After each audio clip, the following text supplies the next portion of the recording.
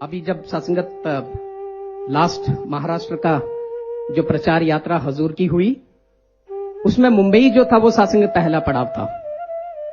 और वहां पर सत्संग का समय था शाम को शायद 5 बजे से लेकर रात को 9 बजे तक। और सत्संग की समाप्ति के बाद हजूर का प्रोग्राम था कि सत्संगत उन्होंने अगले पड़ाव के लिए सत्संगत पुणे जाना था।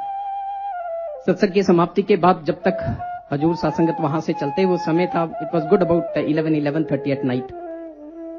सत्संगत हजूर जब पुणे की तरफ निकले तो पिंपरी के पास सत्संगत एक जगह है दास, उसका नाम भूल रहा है। जब वो वहां से गुजर रहे थे तो सत्संगत वहां के जो अधिकारी थे उन्होंने हजूर के चरणों में आकर निवेदन किया कि महाराज ये जो लोकेलिटी है रूपी नगरी सत्संगत उस लोकेलिटी का नाम था। कहा महाराज यहां पर ना एक परिवार में एक बच्ची ने शरीर छोड़ा है, कुछ समय पहले उस बच्ची ने शरीर छोड़ा है। सत्संगत जब हुजूर ने ये सुना तो उन्होंने तुरंत कहा कि मैं उस परिवार से मिलना चाहती हूं। सत्संगत रात को 1-1:30 बजे का समय है।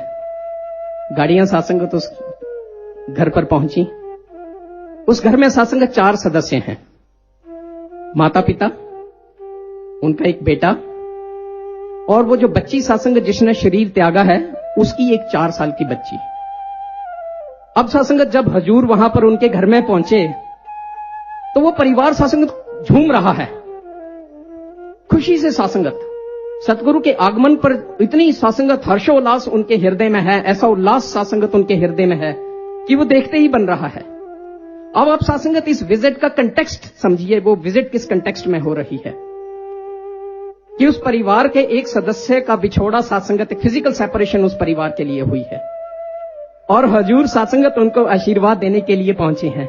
लेकिन उस परिवार को सत्संगत उस फिजिकल सेपरेशन का कोई असर सत्संगत उनके ऊपर नहीं है। वो इसी बात से सत्संगत हर्षोल्लास में है कि सतगुरु के चरण जो है वो सत्संगत उनके घर में परस रहे हैं। सतगुरु को देखकर सत्संगत वो खुश हो रहे हैं। और यकीन मानो सत्संगत दास के लिए वो समर्पण की एक लाइव डेमोन्स्ट्रेशन थी सत्संगत, जिसको दास ने अपनी आंखों से देखा।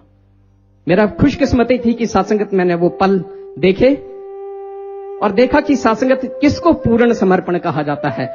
25 मिनट तक जब तक सत्संगत हजूर उस परिवार के बीच में रहे, एक बार भी सत्संगत उस परिवार ने ये नहीं कहा कि माता जी हमारी बच्ची के साथ ऐसा क्यों हुआ, या अब जो ये उसकी 4 साल की बच्ची है इसका क्या होगा। कोई ऐसा सवाल उभरा ही नहीं।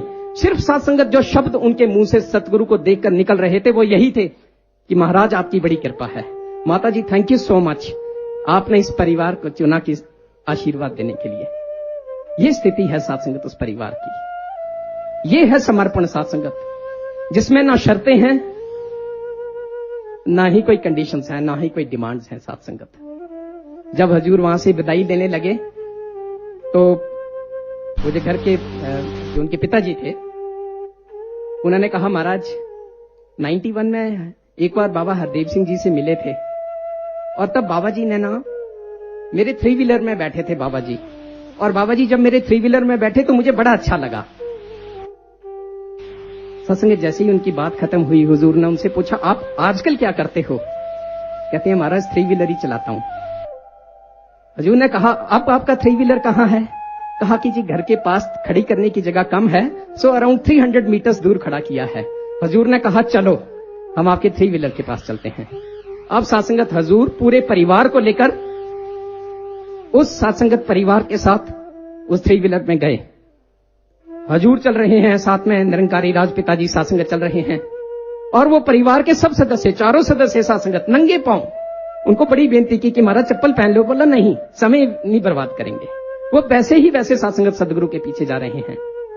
और 3 व्हीलर में जाकर जब बैठे, हजूर बैठे, आदरणीय राज पिताजी वहां पर बैठे, सत्संगत परिवार को बड़ी आशीर्वादें दी।